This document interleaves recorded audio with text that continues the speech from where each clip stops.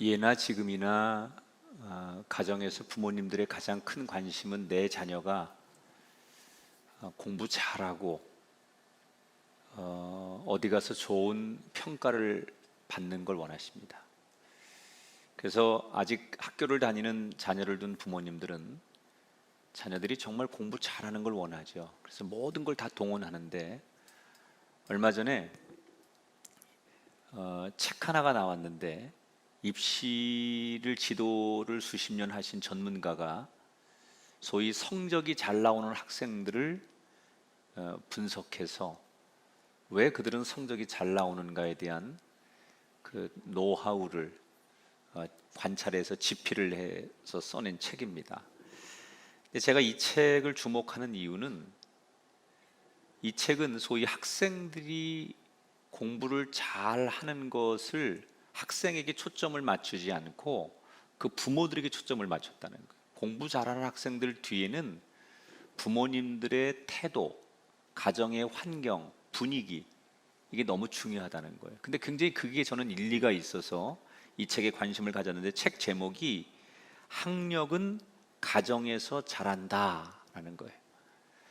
그러니까 우리는 아이들에게 공부 잘하라고 하고 공부 잘하는 방법을 아이들에게 전수해 주지만, 사실은 공부 잘하는 대부분의 아이들은 그 뒤에 부모님의 생각 또는 가정의 분위기 때문에 공부를 잘한다는 거예요. 여러분, 가정이라는 것은 예나 지금이나 참 우리 인생에 중요한 곳이에요. 요즘처럼 코로나19로 인해서 어디에 발붙일 곳이 없는 세상에서 더군다나 가정이라는 것은 너무너무 소중한 곳이에요. 집에서 뭘 보고 배우느냐에 따라서 그 사람의 인격이 결정됩니다. 성경도 가정을 굉장히 중요한 주제로 다뤄요.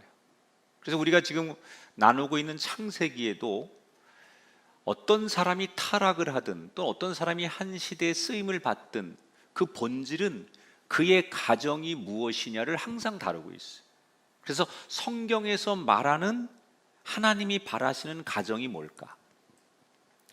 오늘 창세기 38장의 이야기를 나누게 될 텐데, 지난 시간에 37장에서 요셉이 이집트의 노예로 팔려가는 이야기를 소개해 드렸어요. 그리고 요셉은 이제 그곳에서 13년 동안 노예 생활을 합니다.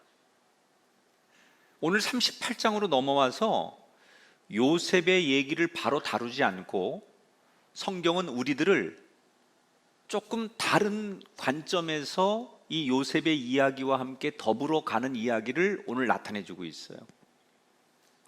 자, 요셉이 이집트에 가서 13년 동안 종살이를 하고 그리고 나중에 그 총리가 되어가는 이야기를 다루면서 오늘 동시에 다른 형제들은 요셉이 그렇게 살고 있을 때 어떻게 살고 있을까를 우리들에게 보여주고 있어요. 그래서 오늘 38장은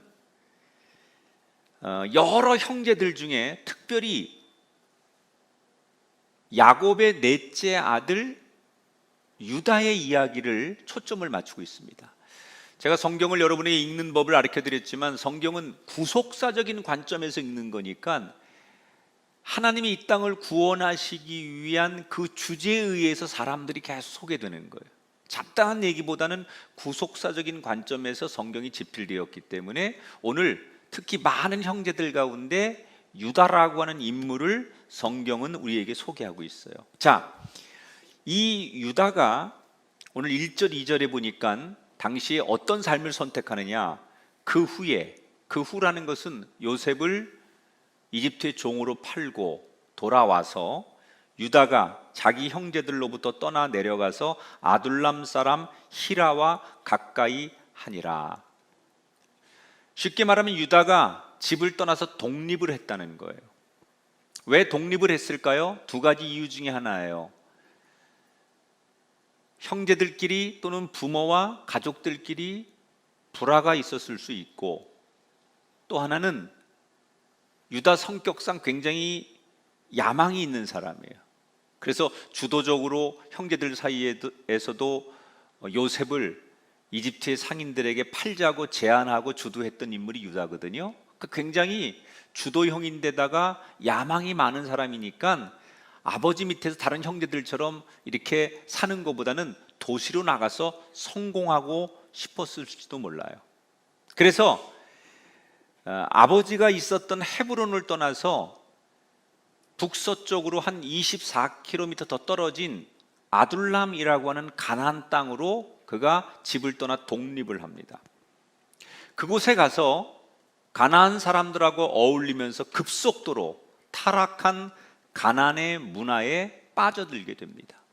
그리고 얼마 뒤 한 여자를 만나 결혼을 하게 됩니다. 대개 이 당시에 다른 도시 가서 이방 여자들하고 결혼하는 사람들의 관심은 정략 결혼이에요. 그 도시에 가서 성공하려면 그 지역에 아주 잘 나가는 집안의 딸을 맞이해야만 정착도 하고 성공할 수 있다고 생각하니까 아마 이 유다도 그런 가나안 여자, 이방 여자를 만나 결혼했다라는 것은 외적인 아름다움, 외모 이런 것도 중요했겠지만 그런 여러 가지 정략적인 자기의 성공을 위해서 결혼을 했을 가능성이 높다는 거예요. 아무튼 행복하려고 결혼해서 가정을 이뤘습니다. 그러면 유다는 행복했을까요? 그 결혼이 행복했을까요? 결론부터 말씀드리면 아니었습니다. 왜? 그의 가정에 연이은 불행들이 닥치기 시작합니다. 이 유다가 이방 여자하고 가나안 여자하고 결혼을 한 다음에 아들이 셋이 태어났어요. 첫째 아들이 엘, 둘째가 오난, 셋째가 셀라. 이렇게 세 아들이 태어납니다. 그리고 시간이 지나서 첫째 아들 엘이라고 하는 맏아들이 결혼을 합니다. 이때 들어온 며느리가 누구냐? 다말이라고 하는 며느리예요. 오늘 성경에 처음 듣는 이름들이 많이 나오는데 다 잊어버려도 괜찮아요. 다말이라고 하는 며느리 이름만 기억하세요. 제가 여러분에게 다 기억하라고 하는 건 좀 무리일 것 같아서 부담을 안 드리려고 엘과 오난, 셀라 이 세 아들 이름까지는 다 기억을 못 하셔도 첫째 아들이 결혼하는데 첫째 아들의 부인이 누구라고요? 다말. 이 여자 이름을 꼭 기억하면서 오늘 설교를 들어주세요. 첫째 아들 결혼을 시켰는데 이 다말이라는 여자와 결혼을 했는데 얼마 지나지 않아서 엘이라는 맏아들이 죽습니다.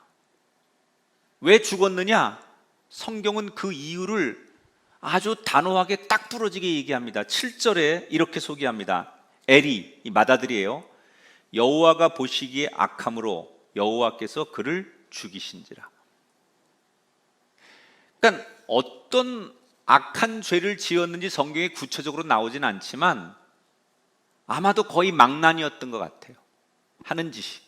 하나님께서 보다 못해 너무 악하니까 참고 참다가 결국 그를 죽게 하셨어요.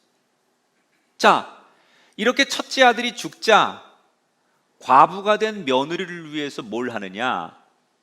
둘째 아들인 오난과 다시 결혼을 시킵니다. 이게 여러분 지금 우리의 상식으로는 이해가 안 되지만 그 당시 지금으로부터 한 4,000년 전의 고대 중동의 관습은 형사 취소제라는 게 있습니다. 이게 만약에 형이 죽는데 아들도 낳지 못하고 그냥 죽으면 그 형의 부인을 동생과 결혼을 시킵니다. 그래서 거기서 낳는 아들을 형의 아들로 입적을 시켜서 대를 이을 수 있도록 만들어요. 이게 형사 취소제라는 거예요. 당시 관습이에요. 그러니까 아들도 낳지 못하고 죽은 형을 위해서 오난이라고 하는 둘째 동생은 형수를 자기 아내로 맞아들이는 거예요. 이런 제도가 생긴 이유는 당시에 두 가지예요. 형이 만약에 재산을 남겨놓고 죽었는데 이 부인이 과부가 되어서 나중에 다른 남자하고 결혼을 하면 자기 가문의 재산이 다른 쪽으로 흘러가잖아요. 이걸 막기 위해서. 두 번째는 당시에는 홀로 되면, 과부가 되면 사회적 약자예요. 아무것도 할 수가 없어요. 그래서 가장 약자인 홀로 된 여자를 최소한 보호하기 위해서는 남편과 가정과 자녀를 만들어줘야 되겠다라고 해서 이런 제도를 만들었던 거예요. 이게 나중에는 모세 시대에 가서는 율법이 됩니다. 법이 되고, 지금 야곱과 요셉의 시대에는 관습이에요. 그러니까 법은 아니지만 대체적으로 사람들이 이런 전통을 따라서 이렇게 만들었어요. 그래서 동생 오난이 죽은 형을 대신해서 형수와 결혼을 해야 되는데 이 오난이 짜증이 나는 거예요. 왜? 형이 죽었기 때문에 이제 우리 집에서 내가 당연히 맞이 되는 거예요. 그러면 아버지의 재산을 맞이는 이 당시에 세 아들이니까 3분의 2를 받을 수가 있어요. 그런데 내가 형의 아들을 대신 낳아주면 그 형의 아들이 맏이라고 하는 것을 누리기 때문에 형의 아들이 4분의 1을 받고 나머지 4분의 1씩을 자기와 동생이 나눠 갖는 거예요. 66%를 받을 수 있는 길이 있는데 잘못하다간 25%만 아버지 재산을 받을 수 있다고 생각하니까 짜증이 나는 거예요. 그러나 이미 사람들의 그 이목이 있기 때문에 그 비난을 피하기 위해서 어쩔 수 없이 형수와 결혼을 합니다. 그러나 이미 마음속에 돈의 욕심이 많았던 이 오난은 아버지가 돌아가실 때까지 결혼 생활을 유지하지만 아이를 낳을 생각이 없었어요. 그래서 아버지 돌아가실 때까지 버티자는 심정으로 잠자리를 하긴 하지만 의도적으로 피임을 해서 아이를 갖지 못하게 만듭니다. 여러분, 이 오난이라고 하는 그 유다의 둘째 아들, 이 사람은 딱 어떤 사람이냐? 돈을 위해서라면 아버지, 형수, 가족을 언제든지 버릴 수 있는 인물. 돈의 욕심 때문에 가정을 지키고 아버지의 마음, 형에 대한 도리, 이런 거엔 전혀 관심이 없는 사람. 그러니까 이런 오난이라고 하는 인물과 삶의 행태를 하나님께서 보다가 더 이상 참지 못하시고 결국 오난도 죽게 만들어요. 자, 여러분, 이 집안이 졸지에 장남 차남이 죽어버렸습니다. 아들 셋인데. 유다라고 하는 사람이 아버지 집에서 이 가나안 땅으로 도시로 올 때 그는 성공하려고, 행복하려고, 가나안 땅에 와서 행복하기 위해서 결혼을 했어요. 그런데 잘 사는 듯 했는데 결국 중간에 아들 둘을 잃게 되는 불행이 연이어 온 거예요.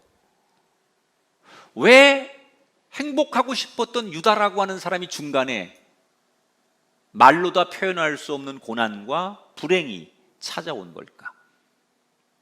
유다는 우리 집이 이렇게 불행하게 된 원인이 저 며느리 하나 잘못 들어와서 그런 거라고 생각을 합니다.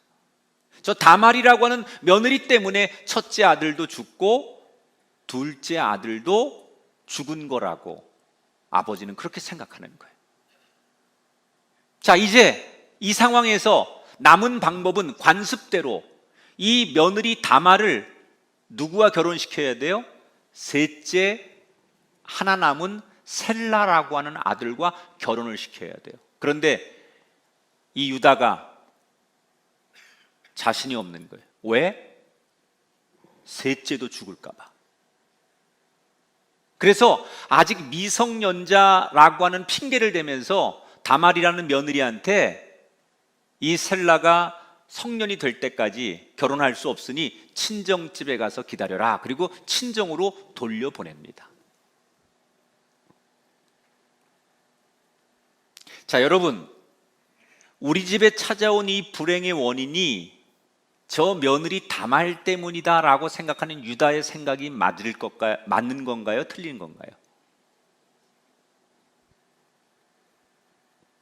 엘과 오난이라고 하는 두 아들이 죽은 이유가 정말 며느리 때문일까요? 아까 성경에서 뭐라고 그랬어요? 엘이 죽은 이유를 뭐라고 그랬어요? 하나님 보시기에 그의 삶이 악했기 때문이다.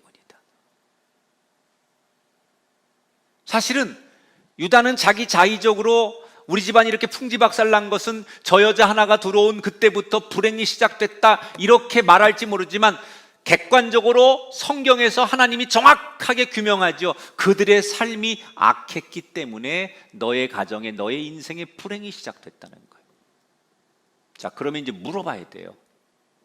왜 무엇이 이 아들들을 그렇게 악하게 살게 만들었을까? 도대체 무엇이 유다의 가정을 불행하게 만든 거고 어디서부터 뭐가 잘못된 것인가? 여기 아주 중요한 오늘 하나님이 우리에게 전하시는 강력한 메시지가 있어요. 따라합시다. 부모가 바로 서야 가정이 바로 선다.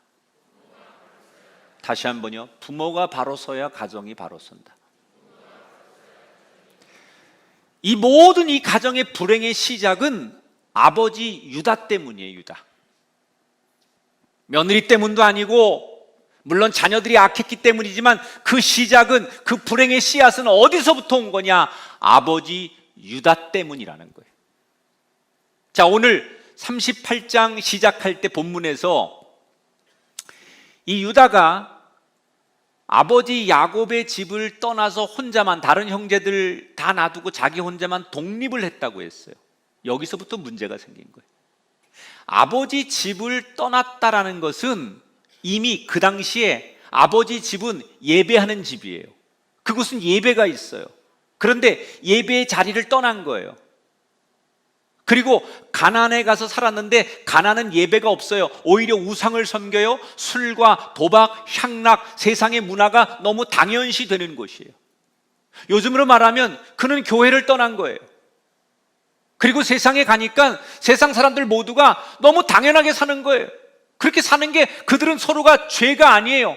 모두가 그렇게 사니까 오히려 그 가운데서 예수 믿는 사람이 이상한 거예요. 아버지 집을 떠나서 이방 나라 가나안 땅에 가서 죄를 지은 때부터 여기서부터 불행이 시작되는 거예요. 아니, 꼭 뭐 세상에 나간다고 다 죄를 짓습니까? 죄를 집니다. 세상에 가면. 평생 아버지와 함께 하나님을 공부하고 하나님에 대한 말씀을 들었지만 그가 아버지를 떠나서 가나안 땅에 가면서 죄를 지은 증거가 뭐예요? 가서 우상을 섬기고 이방 여자와 결혼하잖아요. 이게 증거예요. 아니라고 말해도 나는 그렇게 안 살 거라고, 내가 비록 지금 아버지 집을 떠나고 교회를 떠나도 나는 언제나 하나님을 중심에 모시고 살 거라고 천만에요. 살다 보면 나도 모르게 그 세상에 동화되고 물드는 거예요.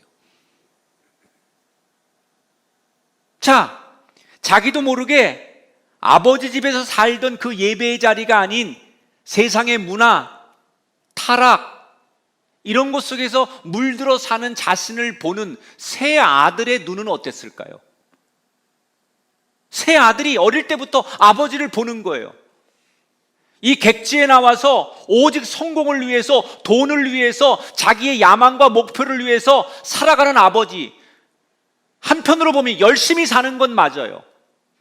객지에서 이 낯선 곳에서 성공해야 되니까 누구보다도 열심히 일했겠죠. 열심히 사업했겠죠. 열심히 경쟁했겠죠. 그게 열심이라는 것은 맞지만 아들들의 눈에 비춰지는 아버지의 모습은 어떤 모습이었느냐? 집에만 들어오면 오직 오늘은 얼마를 벌었는지, 오늘은 내 인생의 목표가 이만큼 모으는 건데 내 인생의 목표를 이만큼 이루었다든지, 심지어 내 목표와 야망을 위해서 누구와 싸워서 이겼다는 이야기를 자녀들 앞에서 자연스럽게 때로는 떠벌리기도 하고 그런 아버지를 보면서 아들들은 자연스럽게 아버지를 배우는 거예요. 오직 돈에만 관심 있는 아버지. 자기의 사업을 위해서라면 신앙도 버리고 우상의 제사에 참여도 하고 창녀들과 때로는 과감하게 놀기도 하는. 여러분 우리들의 아버지들 가운데 교회에서 그런 사람 없겠지만 때로는 사업을 위해서는 또는 세상에서 내가 성공하고 내 자리를 보존하기 위해서 룸사롱을 가야 되고 사람을 접대해야 되고 그런 게 다 지금 유다가 자식들에게 보여주는 모습하고 다를 바가 하나도 없는 거죠. 어쩌다가 할아버지 집에 가서 예배를 드리면 늘 삐딱하게 예배하는 아버지. 이런 아버지의 모습을 보면서 자란 세 아들은 아버지처럼 사는 게 당연한 줄 알았어요. 하나님, 그런 거 말고, 예배 그런 거 말고, 돈, 우상, 향락, 이렇게 사는 게 당연한 건 줄 아들들은 알았던 거예요. 그리고 그렇게 느끼고 본대로 살다가 어느 날 하나님의 심판 앞에 죽음을 맞이한 거예요. 만약에 아버지 유다가 자녀들에게 돈은 좀 적게 벌고 세상적으로는 좀 부족했을지라도 자녀들에게 믿음의 본을 보였다면 결과가 어떻게 달라졌을까요? 조금 돈은 못 벌어서 먹고 입고 이런 것들이 조금 궁색했을지라도 그 자녀들에게 하나님에 대해서 믿음의 본을 확실히 보여줬다면 세 아들이 아버지를 보고 뭘 배웠을까요?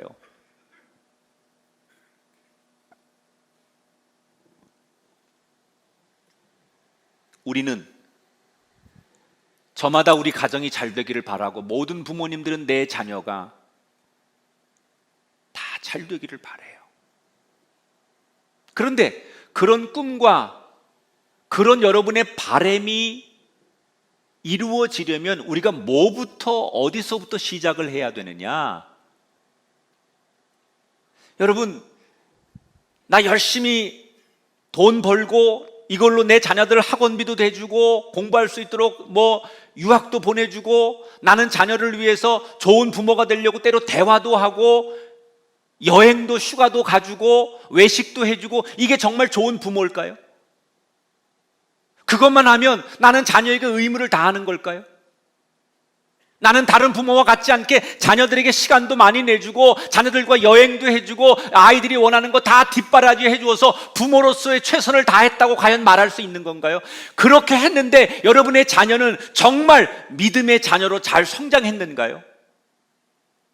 아니라는 거예요. 자녀들과 대화하고 자녀들과 시간 보내주는 걸로 내 부모로서의 역할을 다했다고 말하면 큰 착각이에요. 성경은 뭐라고 가르치느냐? 우리들에게 다른 것보다 부모가 먼저 믿음의 본을 보이라는 거예요. 여러분 TV나 이런 다큐멘터리 영화 같은 데 보면 동물의 세계에서 밀림의 사자든 독수리든 하다못해 고래 새끼든 다 여러분 먹이를 먹는 거, 사냥하는 거, 싸우는 거, 생존하는 걸 누구한테 배워요? 어미한테 배우는 거예요. 새끼들은 다 어미에게 모든 걸 배우는 거예요. 우리 자녀들이 살아가는 삶의 모든 기초는 가정에서 부모에게서 본대로 배우는 거예요.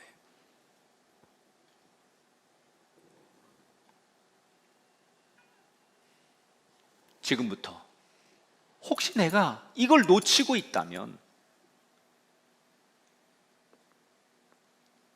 돈 버는 거 조금 내려놓으세요. 아무리 많이 벌어도 여러분 그 돈이 여러분 자녀를 성공을 보장하지 않아요. 여러분 자녀들의 행복을 보장하지 않아요. 평생을 아름답게 살아가는 삶을 보장하지 않아요. 믿음의 본을 보이는데 내려놓을 게 있다면 사업이 됐든 인간관계가 됐든 여러분의 취미가 됐든 자녀들에게 믿음의 본을 보여야 된다면 지금부터라도 이걸 다시 하셔야 돼요. 그러기엔 너무 늦었습니다. 내 자녀들이 다 커졌습니다. 아닙니다. 늦지 않았습니다. 평생 그런 부모님, 그런 아버지, 그런 엄마인 줄 알았는데 어느 날 진짜 하나님 앞에 은혜 받고 어느 날 진짜 깨지고 하나님 앞에 돌아서더니 진짜 우리 아버지 어머니가 노년에 나이 먹어서 바뀌었네, 진짜 변화되었네, 이런 모습을 보면 여러분의 자녀도 바뀔 수 있습니다. 아무리 머리가 크고 가정을 갖고 결혼했어도 살아있는 부모님이 변화되는 모습을 보면 자녀들도 인생의 가치관을 바꿀 수 있다는 거예요.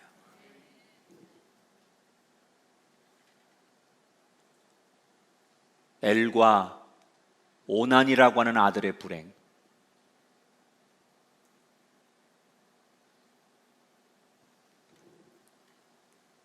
이게 내 책임은 아닌가?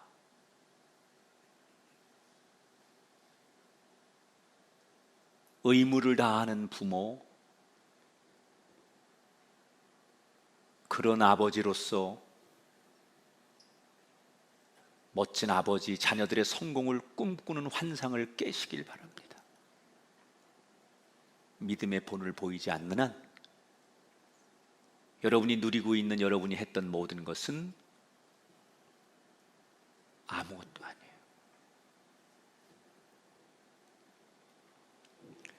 첫째와 둘째를 졸지에 잃어버린 유다. 그런데 얼마 뒤에 아내까지 죽습니다. 여러분, 어느 엄마가 생때 같은 아들 둘을 잃었는데 제정신으로 살겠어요? 무슨 병이 와도 왔겠지요. 결국 유다의 아내도 얼마 뒤에 세상을 떠나요. 자, 아들 둘을 잃고 연이어 아내까지 세상을 떠났어요. 이거는 불행한 사건이지만 이것을 영적으로 해석하면 이건 어떤 메시지일까요? 이 지금 일어나고 있는, 유다에게 일어나고 있는 이 모든 사건을 영적인 눈으로 보면 하나님이 이제라도 유다가 하나님께 돌아오기를 부르시는 하나님의 음성이에요. 그런데 영혼의 귀가 어두워진 유다는 이런 하나님의 간절한 부르심, 이런 사건을 통해, 이런 일들을 통해 하나님이 자기를 부르시는 그 음성을 귀가 어두워서 못 듣는 거예요. 오히려 그러면 그럴수록 이 모든 불행의 원인이 그 며느리 다말 때문이라고 더욱더 확신을 하는 거예요. 셀라라고 하는 막내 아들이 성인이 됐습니다. 그럼 당연히 다말과 다시 결혼을 시켜야 되는데 유다는 그럴 마음이 없어요. 한편 시아버지 말만 믿고 친정집에 가서 이때나 저때나 기다리는데 시댁에서 결국 외면하는,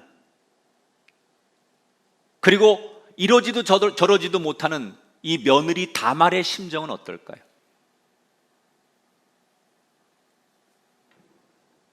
시댁은 자기를 외면하고 세상에 나가서는 당시 법으로는 홀로 된 여자가 다시 결혼할 수도 없고 이러지도 저러지도 못하는 기가 막힌 운명에 놓인 다말.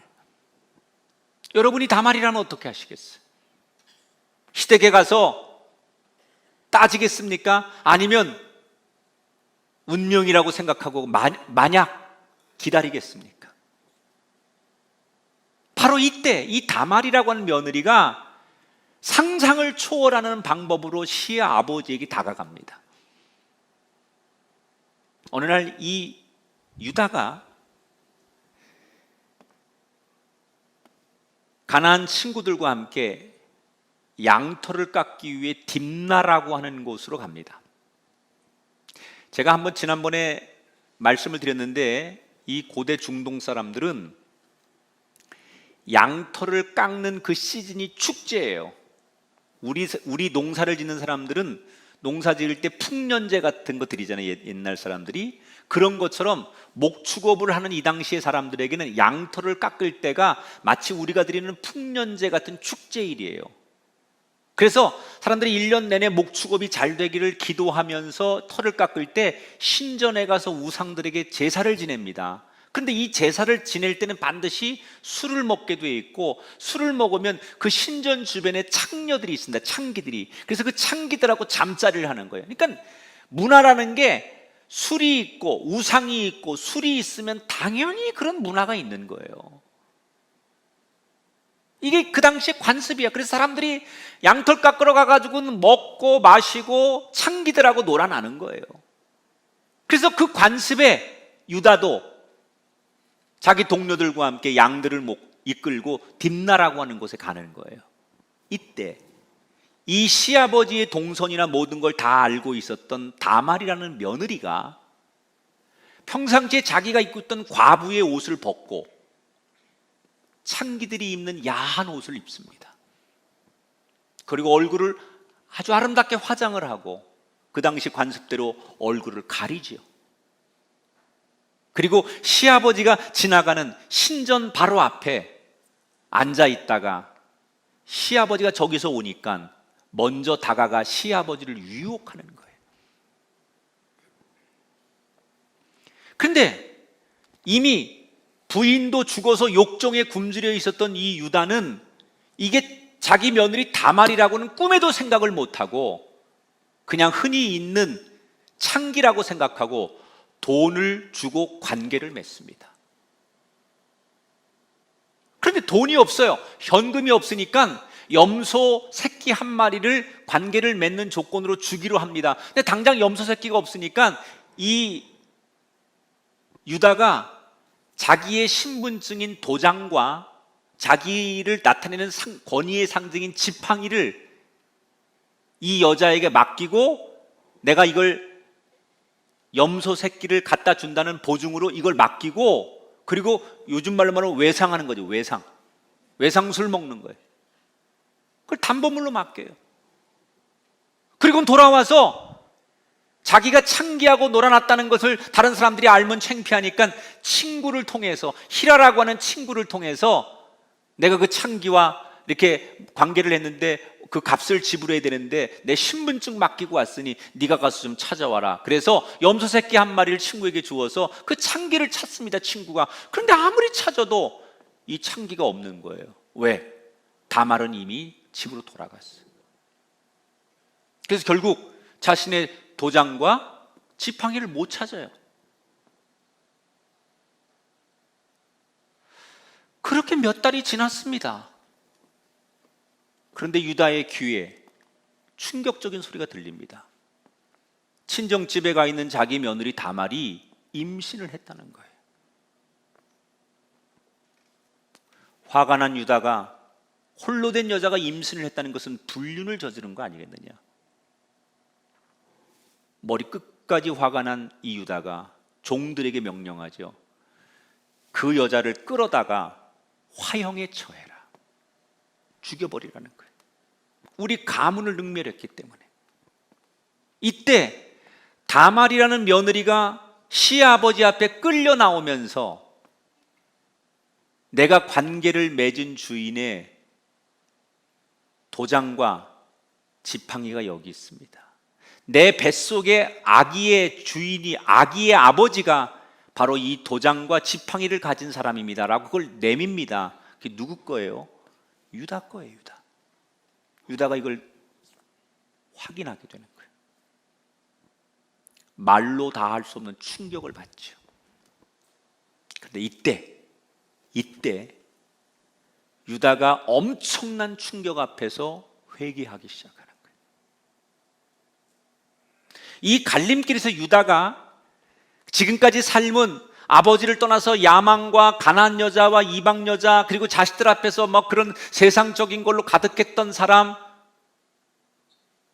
자기의 욕심을 위해서라면 아주 피도 눈물도 없이 살았던 그 사람,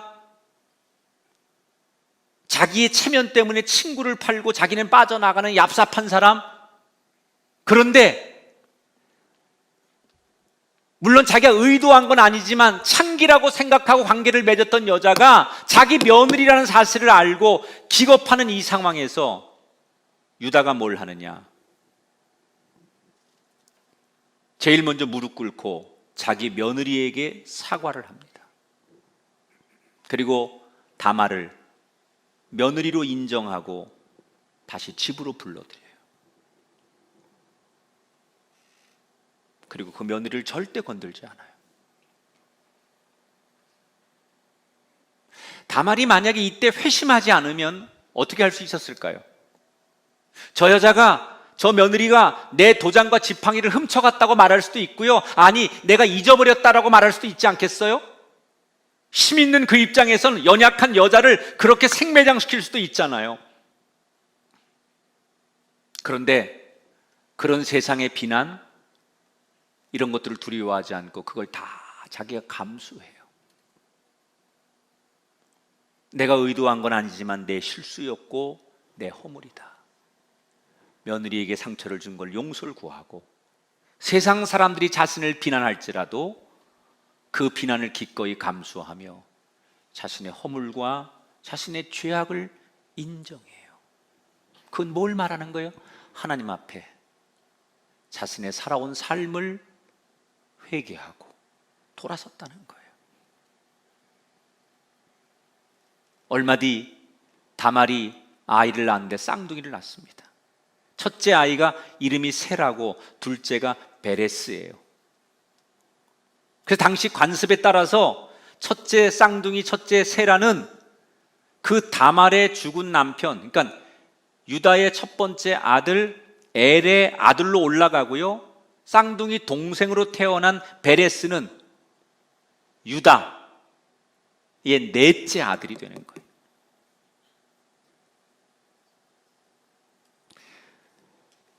이해는 돼요? 뭐 칠판이 있어서 이렇게 써야 되는데 하여튼간 잘 이해 안 되면 설교 한번 또 들어봐요. 성경 보면서. 그러면 쫙. 자, 제가 이제 설교를 마무리하면서 한 가지를 묻고 싶어요. 여러분, 이 유다와 며느리 다말의 이야기를 어떻게 보셨어요? 시아버지를 유혹하는 며느리, 모르고 한 거지만 결국 관계를 맺는 시아버지. 오늘날 이 현실 세계에서도 상상할 수 없는 초막장 드라마 아닙니까? 말하고 듣기도 불편한 이야기예요. 근데 왜 성경은 아름답고 좋은 얘기도 많을 텐데 갑자기 오늘 창세기 38장에서 이 초막장 드라마, 이 불편하고 지저분한 이야기를 왜 성경 한가운데 떡하니 기록하고 우리들 하여금 이 성경을 대면하게 했을까? 자, 이유가 있어요. 신약성경 마태복음 1장의 족보를 한번 보시는데 예수님이 이 땅에 태어나시는 족보를 볼게요. 요약을 한 거예요. 읽어보세요. 시작. 아브라함이 이삭을 낳고 유다는 다말에게서 베레스를 낳고 이새는 다윗 왕을 마리아에게서 예수가 나시니라. 자, 구약서부터 쭉 해가지고 신약성경에 예수님이 이 땅에 마리아에게서 태어나는 이야기까지 족보를 이야기하는 거예요. 그런데 거기에 누가 들어가요? 다말에게서 태어난 유다의 넷째 아들 베레스가 예수님이 태어나는 이 족보의 한 이름으로 들어가요.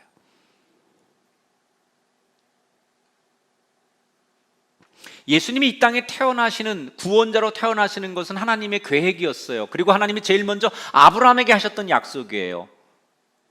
아브라함아, 너의 후손을 통해서 이 땅에 내가 구원자를 탄생하게 할 것이다 라고 하나님이 먼저 약속을 하셨어요.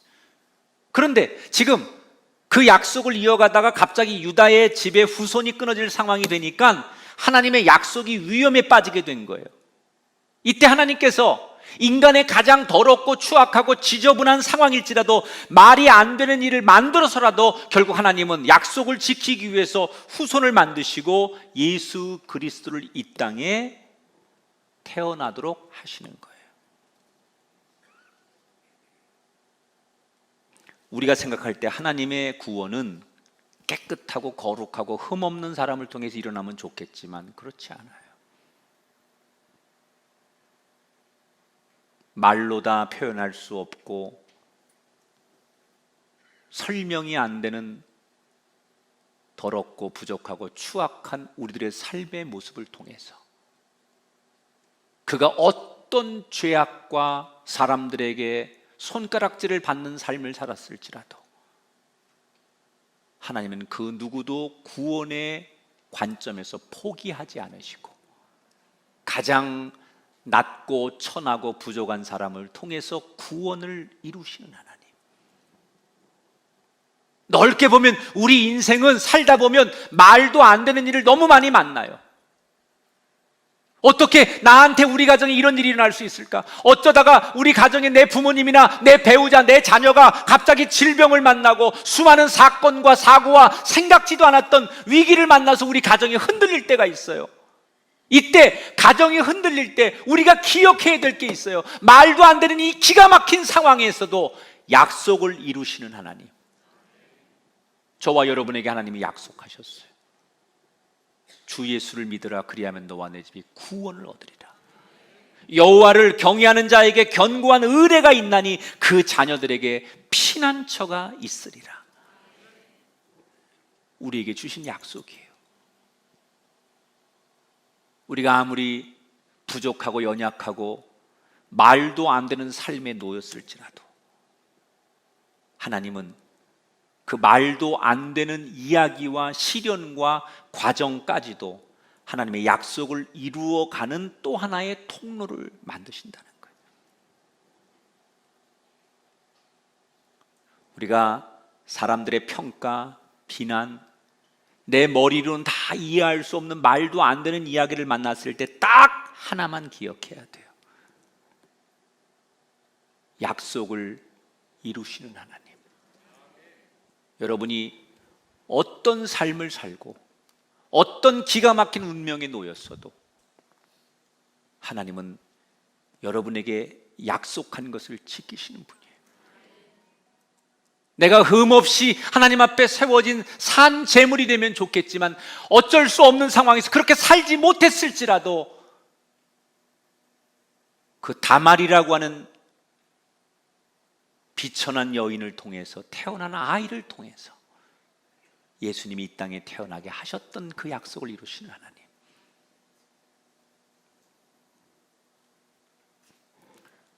우리 모두에게 하나님은 우리가 어떠한 죄인일지라도 우리를 절대 포기하지 않으신 하나님의 사랑을 오늘 창세기 38장은 말하고 싶었던 거예요.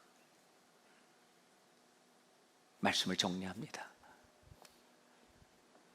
복된 가정, 정말 행복한 가정을 원하는 우리들에게 오늘 하나님이 두 가지 말씀하셨어요.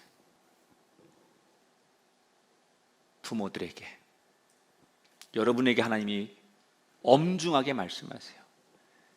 너희 자녀들에게 믿음의 본을 보여라. 우리 자녀들은 가르치는 대로 배우는 게 아니라 본대로 배워요. 아무리 잘 가르치고 아무리 강조하고 아무리 많이 가르쳐도 그렇게 안 삽니다. 보여주는 대로 배워요. 가르치는 걸로 부모의 일을 다 했다고 생각하시면 안 돼요. 보여주세요.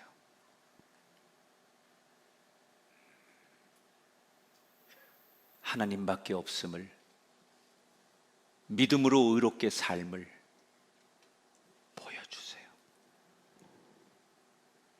어떠한 기가 막힌 상황이 왔을지라도 약속을 이루시는 하나님만 붙들면 그 진흙 구덩이에서도 꽃을 피는 하나님의 기적이 나타날 줄 믿으면서 절대로 힘들다고 흔들리거나 포기하지 마시고 하나님의 약속이 나와 여러분을 통하여 이 땅에 이루어지게 되시기를 주님의 이름으로 축원합니다. 그래서 하나님의 눈에 드는 멋있는 가정들, 쓰임받는 가정들 다 되시기를 주의 이름으로 축원합니다.